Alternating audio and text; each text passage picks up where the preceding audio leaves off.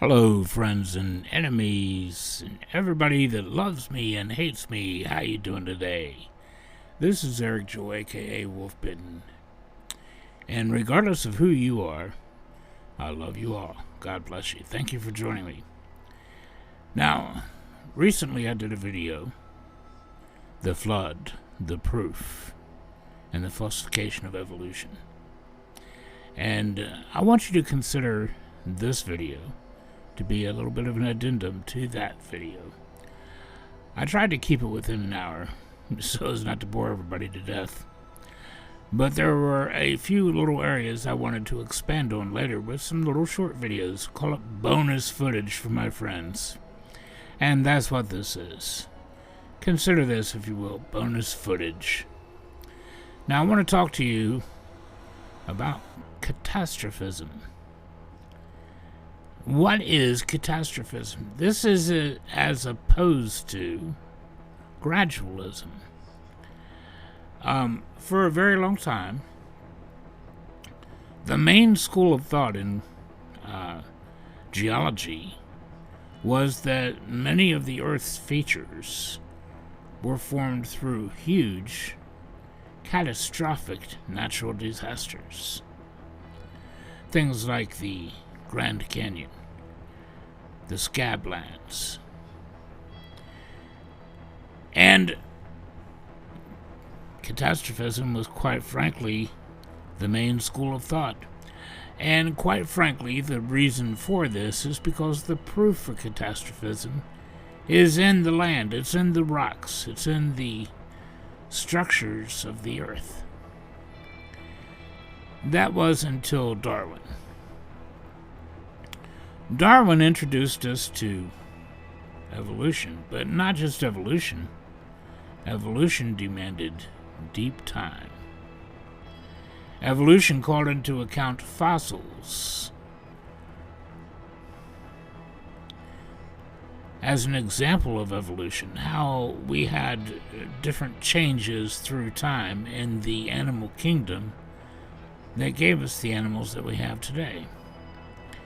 And through fossils, it was obvious that sudden extinction events had taken place. So, because Darwin introduced us to deep time, evolution, and gradualism, geology itself forsook catastrophism absolutely entirely and just went hog wild with gradualism. Now, there's no such thing as a catastrophe, they said, beginning in the mid-late 1800s. Catastrophism never happened. Everything on Earth, they used the present-day happenings on Earth as observations for everything that ever occurred in the past. Everything takes place slowly, gradually. Very slow changes in the earth. Very gradual changes in the earth.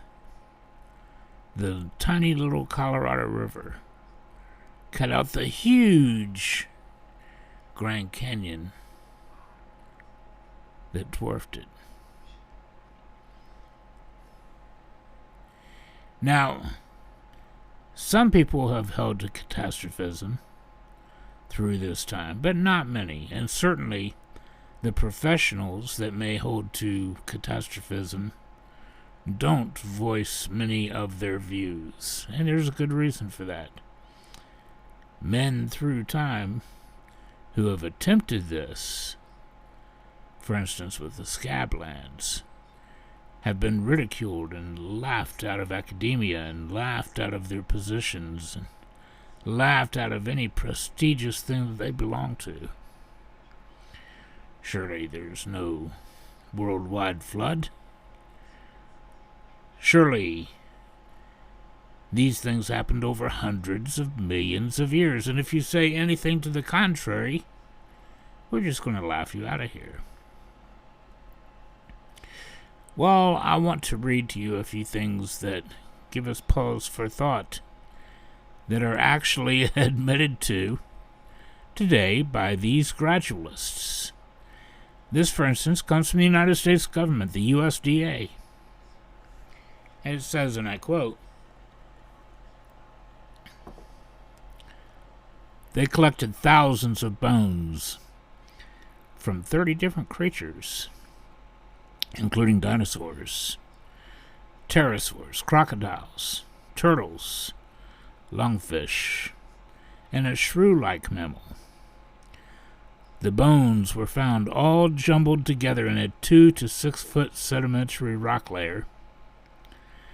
Paleontologists believe that after the animals died, their bones were washed away by floods and deposited on the sides of the stream channel. More floods brought more sediment and more bones, which covered the older bones over millions of years. Then eventually the sediment was compacted and became rock, and the bones became fossilized." Then we have from Scientific American, quote, "And during the wet times, local flooding transported dinosaur bodies and bones to this particular spot where they settled," unquote. Something that I find interesting is that these same stories, now this is regarding, all of this that I'm reading to you so far is regarding the Morrison Formation.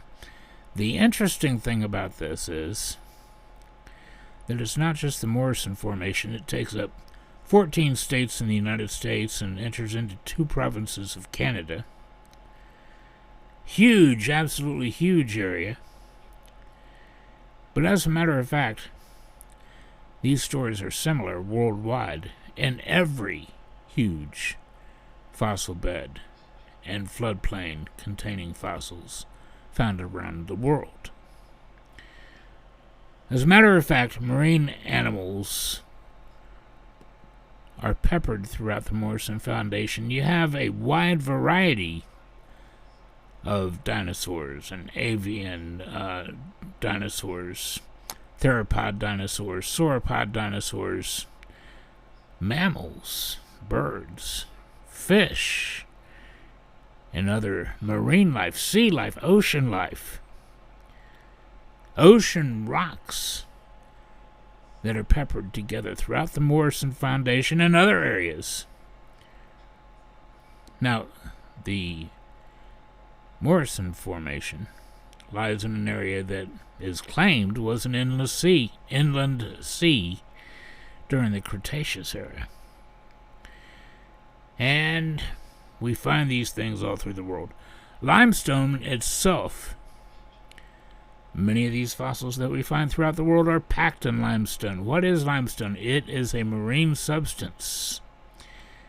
It is made in the oceans from ocean life, tiny little shells and skeletons of sea creatures that are crushed up.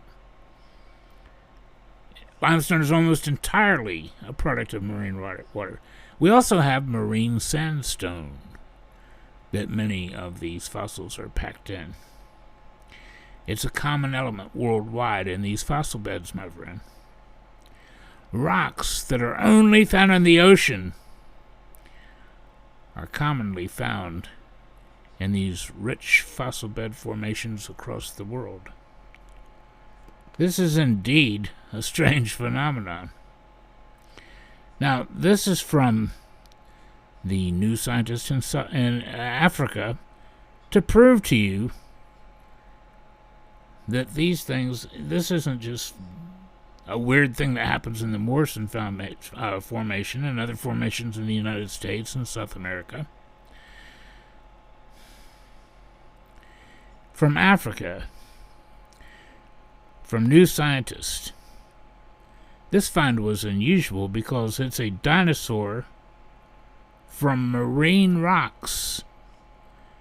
And this scientist says it's a bit like hunting fossil whales and finding a fossil lion. It's an incredibly rare find, almost like winning the lottery. But then we find out it's not rare at all. It's very common. As a matter of fact, it's more common than not. This is from the National Center for Biotechnology Information. Quote, France, Hungary, Portugal, Romania, Spain have revealed a wealth of new taxa ranging from carnivorous duck-billed and long-necked dinosaurs to mammals, crocodiles, turtles, pterosaurs, and numerous kinds of fishes, all found in their very large ancient formations and bone beds. From Everything Dinosaur, quote, it seems the team has uncovered a log jam, a series of fossils that represent the aftermath of a single flood event, quote, or perhaps numerous floods, unquote, with drowned animals being washed downstream and ending up in part of a river system where more flood debris, including trees and other plant material, is found. As a matter of fact, it's not just a few trees and a few little plants that are often found with these, but entire forests have been washed off the face of the earth to become fossilized. Coal beds, entire forests washed away at one single time. From Everything Dinosaur, quote, oh, pardon me, I just read that one. From the United States Geological Survey, quote, a vast seaway occupied the western interior of North America during the late Cretaceous, connecting the Boreal Sea with the Proto-Gulf of Mexico. So this basically went up to Antarctica, the Arctic, and down into the Gulf of Mexico.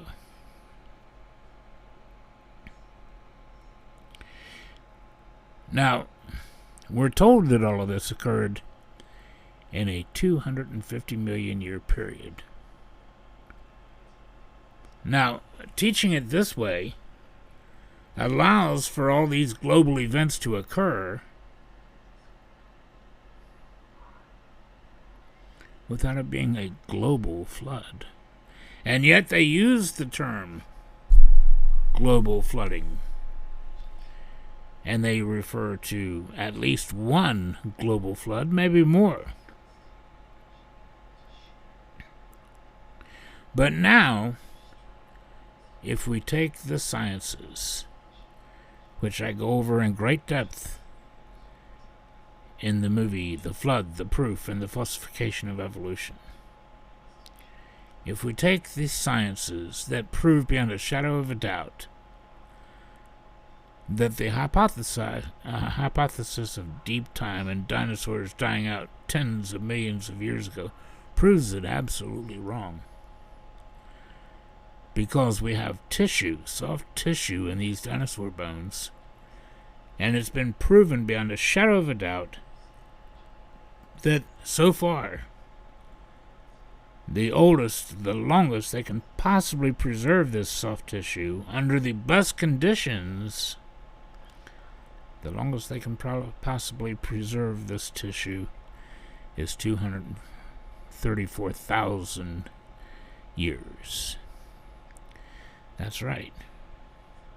They couldn't even get 1 million years. As a matter of fact, what's very odd about all of this is that when Mary and her team in Dr. Horner's laboratory, Dr. Jack Horner, when they found soft tissues, including vascular tissues, what do I mean by vascular tissues? Blood veins with little red blood cell-like structures in the tracks of these veins that they were sure were red blood cells. when she took this to Dr. Jack Horner, who was an atheist and evolutionist, Mary herself was a creationist. He said, well, yep, that's what it looks like. Now see what you can do to prove that's not what it is. Jack Horner was offered $10,000, and they upped it to $20,000 when he refused it, just to have the T-Rex bone where they first found the soft tissue C14 tested. He refused.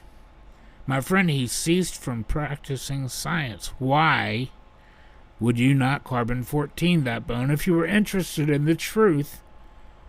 It's already testing young with this age, which is proving the rocks they were buried in were not tens of millions of years old.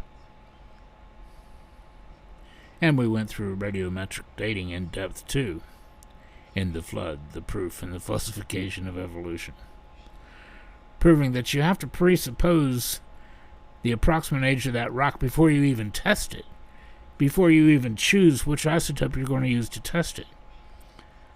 So, when this test proved that there could be something wrong with their dating system because we have soft tissue that can't even last 1 million years, let alone 64, 65, or 88, or 110 million years.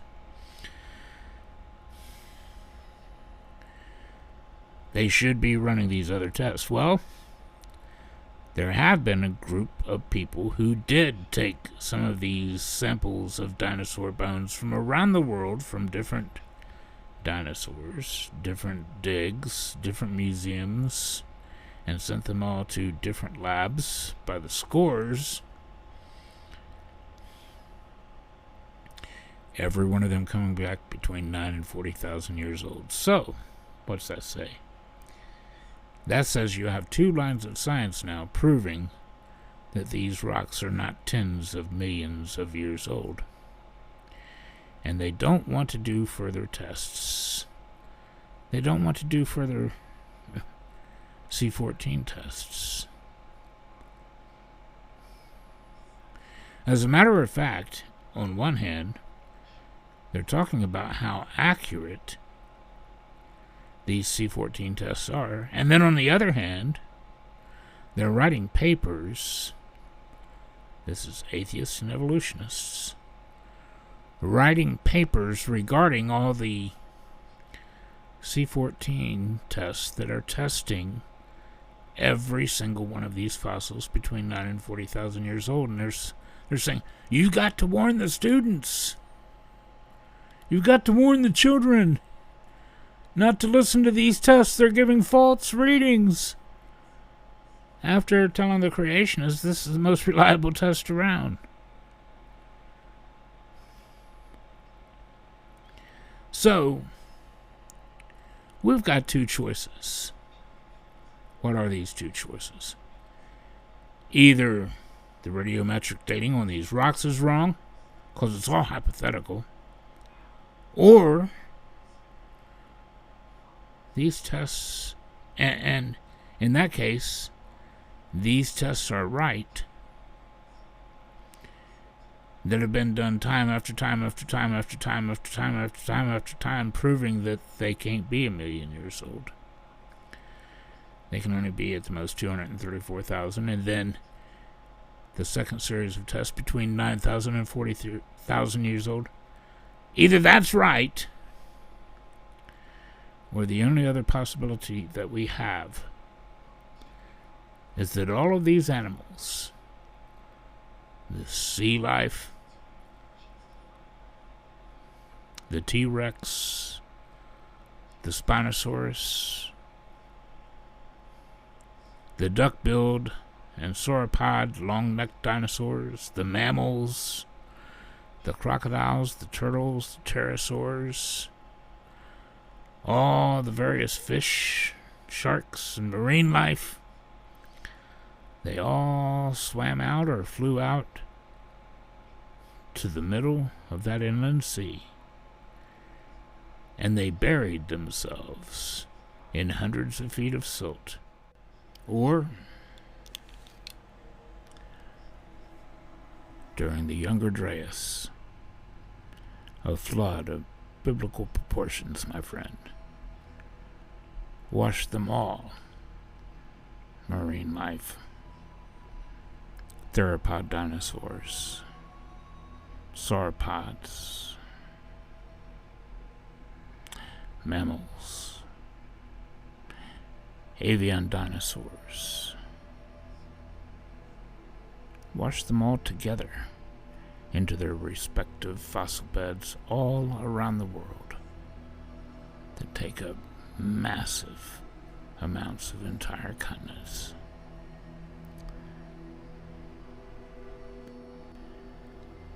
My friends, now let's consider something. How can we look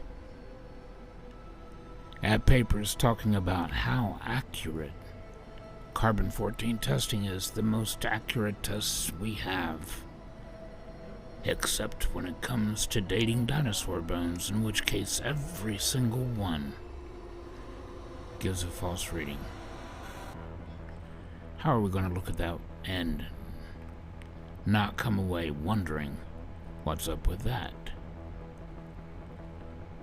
How are we going to look at the paper from Mary in 2015 talking about the preservation of these tissues that can preserve it up to 234,000 years, and mentioning the fact, just dropping it in there, leaking this information that they've been finding soft tissues since the 1960s.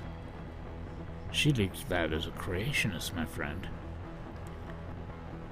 How can we not realize that this information has been hidden from us for over 40 years before she leaked it? How can we look at Jack Horner, her boss, the atheist, the evolutionist, telling her, yes, it looks like red blood cells, so see what you can do to prove it's not? How can we look at all these things, my friend, and look at all the excuses about, yes, these were local floods, but that's all, they all happened at the same time, but it wasn't a global flood? How can we not at least be suspicious and question these things? I suspect that only the dull of mind would not question these things, my friend. Consider it. This is Eric, aka Wolfbitten. Thank you very much for joining me.